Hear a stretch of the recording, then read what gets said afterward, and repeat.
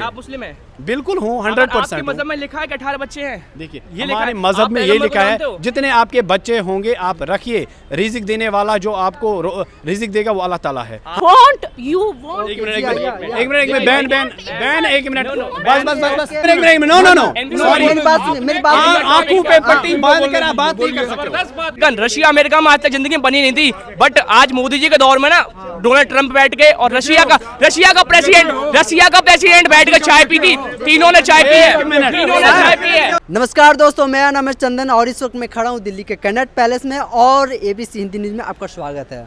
जी हाँ, आज हम बात करेंगे कश्मीर के बारे में। कश्मीर के मुद्दों के बारे में बातचीत करने के लिए आज मेरे साथ एक शख्स मौजूद है। जी, आप सबसे पहले अपना नाम बताइए। जी, मेरा नाम आमिर है, तो मैं कश्मीर से हूँ। जैसा आप सब जानते हैं यहाँ पर कुछ दिनों से मैं सुर्खी में रहा हूँ यहाँ पर। जी, तो ये चीज़ मुझे बताइए, क्या 370 हटने से कश्मीर में डेवलप्ड हुआ?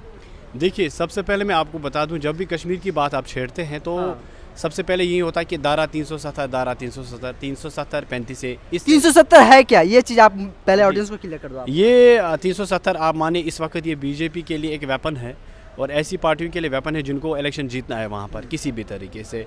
अब इससे क्या हुआ क्या नहीं हुआ आप सुनिए। 370 क्या था, ये हम मुसलमानों के लिए नहीं था। एक मिनट आप आराम से पहले सुनिएगा। परसों भी इन्होंने कटिंग करके वहाँ पर ऐसी मैसेज डाली और लोगों में इंतशार बढ़ा। मैं आपको बोलूँ 370 किसी मुसलमान व्यक्ति ने वहाँ पर नहीं बनाया था और this is not the Muslim protection law. But अब ये लॉ था क्या? ये लॉ है, ये महाराजा हरी सिंह ने बनाया था। जो इंडिया के साथ हमारा एक्सेशन हुआ था, हमारे मुल्क के साथ जो एक्सेशन हुआ था, तो उस वक्त ये महाराजा हरी सिंह ने बनाया था इसलिए क्योंकि उनको लग रहा था जम्मू में 7 फुट 6 फुट 6.5 फुट के लोग यहाँ बाहर से आते थे। उन्होंने वहाँ पर डोगरों की ज़मीन को कब्ज़ा किया था और डोगरों को वहाँ से भगा रहे थे। तो महाराजा हरी सिंह खुद एक डोगरा थे, तो उनको लगा था कि अगर ऐसा हुआ तो डोगरा जो कम्युनिटी है, डोगरा कम्युनिटी, उसकी कोई इमेज नहीं रहेगी। तो जब वहाँ पर कुछ अटैक हुआ, डिस्टर्बेंस बढ़ गई जम्मू कश्मीर में, हालात ही वैसे बढ़े, तो फिर मुल्क के साथ उनको जुड़ना पड़ा और मुल्क के साथ जब वो जुड़े तो उनको वहाँ पर एक्सेशन में एक चीज़ मिली, वो थी धारा 370। वो क्या था? वो सिर्फ यही था कि वहाँ पर की वो जो लैंड्स है और जॉब्स है वो पर्टिकुलरली वहाँ के लोगों को मिलेगी। और उसने क्यों बनाया था? क्योंकि मैंने आपको पहले भी बोला है कि डोगरा कम्युनिटी वहाँ पर खतरे में आ रही थी। एक बात। दूसरी बात मैं बता दूँ, अगर आप इस वक्त मुसलमानों के साथ इसको जोड़ रहे हो 370 को 35A को, तो ये 370 और 35A फिर मुसलमान यहाँ यूपी में भी मांगते, महाराष्ट्र में भी मांगते, झारखंड में भी मांगते, दूसरी रियासतों में भी मांगते। तो अच्छा मुझे ये चीज़ बताइए, वहाँ जो पत्थरबाजी जो कर रहे थे वो कौन थे? जी, वहाँ जो पत्थरबाजी करते थे वो कौन थे? देखिए अब पत्थरबाजी जो कर रहे थे, आप न्यूज़ में आज देख रहे हैं कि पत्थरबाजी वहाँ नहीं हो रही है। तो जब नेशनल कॉन्फ्रेंस की सरकार होती थी तो वहाँ पर पत्थरबाजी होती थी और वहाँ पर शटडाउन होता था। जब PDP की सरकार आती थी, आप बातचीत मैं एक मिनट आप सुनिए ना, आप इत्मीनान रखें, मैं सब चीज़ों का जवाब दूंगा।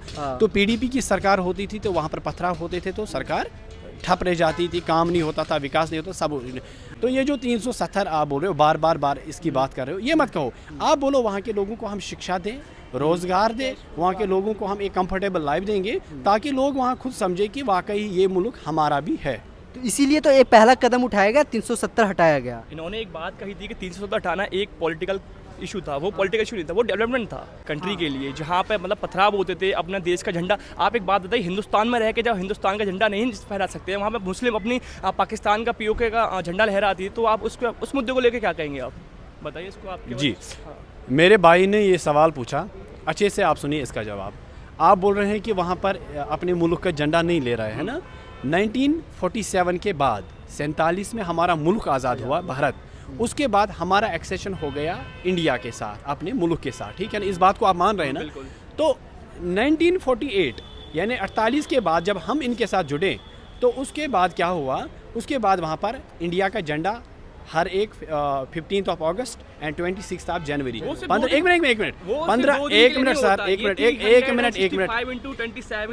एक मिनट तो वो झंडा वहाँ पर लहराया जाता है क्योंकि उस दिन एक खास तकरीब होती है, एक खास फंक्शन होती है। लेकिन सालों के साल वहाँ पर इंडिया का झंडा जो है वो ऊपर होता है, मुल्क का फ्लैग जो है ऊपर होता है। आपको नहीं दिखाई दे रहा है, आपको कौन भड़का रहा है? आप एक बात बताइए, आप ये देख सकते हैं, ये फ्लैग है, ये पूरे साल यहाँ फहरता है, पर जो 360 हटी थी 200-370 हटी थी जो पाकिस्तान से, और यहाँ के जो करियर के बीच में कुछ भी इश्यूज आ रहे थे वहाँ पे ऐसा झंडा आप नहीं फहरा सकते थे, आपको तुरंत पथराव करके गोली मार दी जाती थी। आपने कश्मीरी फाइल्स को देखा होगा, वहाँ पर अनुपम खेर ने जो अपना व्यक्तित्व किया गरीबी को, एक बिस्कुट खा के उन्होंने, वो रियल केस है। मैं मानता हूँ कि हाँ वहाँ पर हिंदू थोड़े कम थे, मुसलमान ज़्यादा थे, बट हमारी आर्मी इतनी ठंड में रह के, गर्मी में रह के प्रोटेक्ट करती है हमें उन लोगों को। उन्हीं का पथराव फेंकना, अब क्यों नहीं फेंक रहे पथराव? पाकिस्तान में कितनी गरीबी आ रखी है आप देख सकते हो। मैंने रात को देखा था कि 200 एक मिनट बहुत अच्छी बात इन्होंने कही। सुनिए, आप एक कश्मीरी की जब बात आती है या कश्मीर की बात आती है, ये बहुत छोटे नौजवान हैं, इसने भी बात छेड़ी आप पाकिस्तान की।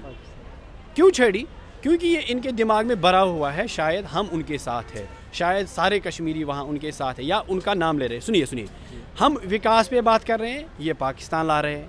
हम जॉब्स की बात कर रहे हैं, ये पाकिस्तान ला रहे हैं। हाँ, एक मिनट, हम डेवलपमेंट की बात कर रहे हैं, ये पाकिस्तान। अब मुझे बोलो, इन तीन चीज़ों को जो आपके प्राइम मिनिस्टर बोल रहे हैं ना, विकास, सबका साथ, सबका विकास, सबका विश्वास है ना, अब इस चीज़ में आप मुझे कहाँ पर प्राइम मिनिस्टर ने बोला कि कश्मीरियों को आप पाकिस्तान के साथ जोड़ो? ये मुझे आप बोले। एक बात बताइए, पहले आप इस सवाल का मैं बता रहा हूँ, आप बोलो रोजगार को लेके, ठीक है, बेरोजगारी को लेके। मुस्लिम धर्म में मैं बता रहा हूँ, मैंने 18 बच्चे अपनी आंखों से देखे, एक जन का 18 बच्चे। यार बेरोजगारी तो ऑटोमेटिक आएगी ना। एक बात बताइए, 18 बच्चे हो गए किसी के भी, मान लीजिए कितने भी, मैं ये नहीं कह रहा कि आपको 2 बच्चे कर रहे हैं, आप इंडिया की आज जनरेशन देखिए, पॉपुलेशन देखिए, वहाँ कहाँ पहुँची है। डेवलप नहीं, हर किसी को नहीं पहुँचेगा। जब देखिए वो अपना स्वाभाविक है, उनको जितना वो स्वाभाविक नहीं है, वो मानता। आप किसी के मजहबी उमूर में दाखिल नहीं हो सकते। सुनिए, आराम से सुनिए ना साहब, आप इत्मीनान रखें, मैं आपके सवालों के सही से जवाब दूंगा। ये वो चैनल नहीं है जहाँ पर आपको जवाब ना मिले। मैं आपको अच्छे से कहूँगा, कुछ हिंदू मैंने देखे, हिंदू भाइयों को अपने मुल्क के, जिनके 10-10 बच्चे हैं। एक मिनट, 18 में बहुत अंतर होता है। सर 18 आप याद ना रखें ना, 18 कहीं पर आपको नजर नहीं आ रहा है, ये आप खुद बोल रहे हैं, आप मीडिया से सुनी बातें बोल रहे हैं। बोलिए सुनिए, अब क्या है, मुसलमान के 2 बच्चे हैं, हिंदू के 10 बच्चे हैं। अब मैं उस वक्त बोलूं कि हिंदू ने 10 बच्चे रखे, अभी जॉब नहीं मिल रही है। आप एक मजहब और पर्सनल लाइफ को मुल्क के विकास के साथ नहीं जोड़ सकते। आप गलत बोल रहे हैं। ये आप मुस्लिम हैं? बिल्कुल हूँ, 100%। मजहब में लिखा है कि 18 बच्चे हैं। देखिए, हमारे मजहब में ये लिखा है, जितने आपके बच्चे होंगे आप रखिए, रिजिक देने वाला जो आपको रिजिक देगा वो अल्लाह ताला है। हम इस पे ईमान रखते हैं और इस पे ईमान हमारा है। आप एक अच्छी सोसाइटी से बिलोंग करते मानता हूँ, पर जो लोग शेड्यूल कास्ट से आते हैं और थोड़ा बैकवर्ड एरिया से हैं, वो 18 बच्चों को अपने कहाँ से पालेंगे, मुझे बता सकते हैं आप? तो किसको आप फोर्स कर रहे हो कि आप 18 बच्चे रखो? ये तो बोल देते ऊपर वाले की अल्लाह मियाँ की देन है। कोई नहीं, अल्लाह मियाँ नहीं, मैंने बोला अल्लाह मियाँ बोल रहा है, जितने आपके परिवार के सदस्य होंगे उनको रिजिक देने वाला मैं हूँ। ये नहीं बोल रहे हैं कि आप किसी को फोर्स कर सकते हो, आप 2 बच्चे रखो या 18 बच्चे रखो। कुछ दिन पहले कर्नाटक में एक इशू आया था बुरखा के ऊपर, आपने सुना होगा, बुरखा भरके के ऊपर। तो जो आप पैगम्बर को जानते होंगे, जिसने कुरान में, हाँ पैगम्बर को जानते होंगे, पैगम्बर ने क्या बोला था कि हमारी बहू बेटियां हैं जो बुरखे में आएंगी, किसी के सामने अपना आँख नहीं करेंगे। उसने क्या किया, उसके उस टाइम पे 14 बीवियां थी, उसने एक 14 साल की या 13 साल की बच्ची से निकाह किया था, जब उसकी उम्र 70 से 80 साल की थी पैगम्बर की। तो ये विश्वास की बात होती है, संविधान की बात होती है। ऐसे छोटे छोटे नौजवान मुद्दे से हट के हमारे मजहब में दाखिल हो जाते हैं। एक मिनट, मेरा मजहब मुझे क्या कहता है वो मुझे अपने ऊपर इम्प्लीमेंट करना है। आपका धर्म क्या कहता है वो आप अपने ऊपर इम्प्लीमेंट कीजिए। आप नेशनलिटी पे आ जाइए, आप जॉब्स पे आ जाइए, आप डेवलपमेंट पे आ जाइए, आप मेरे मजहब में इंटरफेयर ना कीजिए। सबका अधिकार है अपना अपना मजहब। No okay. तो पाकिस्तान को सलन कौन देता है? पाकिस्तान को सलन अपना पॉलिटिकल देता है, कांग्रेस हुआ, बहुत कुछ देता है। आप हमारे यहाँ के, आप शाहरुख खान को देख लीजिए, उत्तराखंड में बाढ़ आई थी, उसने 1 रुपया उसकी जेब में से निकला था। पाकिस्तान में क्या आया, 100 करोड़ रुपए भेज रहा है वो पाकिस्तान के अंदर। एक मिनट, हमारे इंडिया के अंदर ही रह के मैं एक मिनट नो मैं एक मिनट सर एक मिनट सर आराम से सुनिए। बैन एक मिनट, बस बस नहीं यार, मैंने इंसल्ट नहीं की। आप इंसल्ट नहीं, अपने एक मिनट मैंने उन लोगों के लिए बोला, मैंने बोला sir what they want to do. We don't have any issue with the Pakistan. So please listen to me. मेरे मुल्क में, भारत में 50% लोग सड़कों पे रह रहे हैं, ठीक है। मुझे उनके रोजगार के लिए सोचना है। बाढ़ में जाए दूसरे मुल्क जिसकी बात आप कर रहे हो, एक मिनट, आपके मुंह से बार बार निकला पाकिस्तान जिंदाबाद, पाकिस्तान मेरे मुंह से तो नहीं निकला, मेरे मुल्क से निकल रहा है भारत जिंदाबाद, ये निकल रहा है। एक मिनट, दूसरा नहीं सर, अब ये बात छेड़ रहे हैं वर्ल्ड कप की।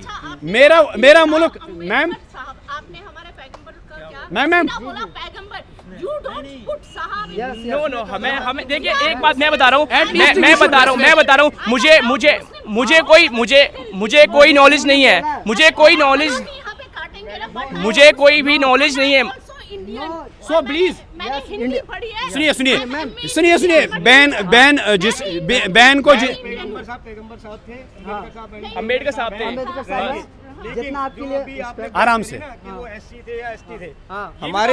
हमारे देश में एससी एसटी की जो ये हमारी जो जात पात में और धर्म में बट रहा है ना, ये सबसे गलत है, सबसे गलत है। हमारा देश धर्म और जात धर्म में बटा है। I welcome you। जो आदमी अपने आप को जात पात से और धर्म से जोड़ता है वो इंडियन नहीं है।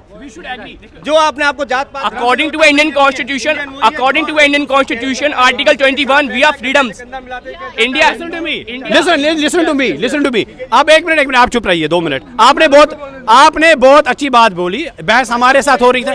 नहीं, आपने अगर वो एक मिनट, मैं आपको बोलूं, ये मेरा आधार कार्ड है, जी है ना, या। इस पे मेरा नाम लिखा है और मेरे जो मतलब पेरेंटेज है वो इस पे लिखी है, ठीक है ना। इस पे सीधे मैम प्लीज आप साइलेंट हो जाए ना। आप इस पे एक इशू हो रहा था हैदराबाद में, आपने उनको नहीं, प्लीज डोंट इंटरप्ट यार, आप सुनिए ना पहले, वो नहीं सुन रही है ना। ये सुनेगी, आप चुप रहिए ना। सुनिए, ये आधार कार्ड है ना, ये सब भाइयों को मैं दिखा रहा हूँ, इस पे लिखा है मेरा नाम, मेरे घर का, इस पे नेशनलिटी क्या है? इंडिया। तो किसी के चेहरे को देखकर, किसी के मजहब को जानकर आप ये तय नहीं कर सकते हो ये हिंदुस्तानी है कि नहीं है। मैंने तो किसी से नहीं, बोला, आपने बार बात छेड़ी ना। सुनिए मेरी बात, आप पाकिस्तान पे गर्मी क्यों दिखा रहे हैं बताइए? मैंने किसकी गर्मी?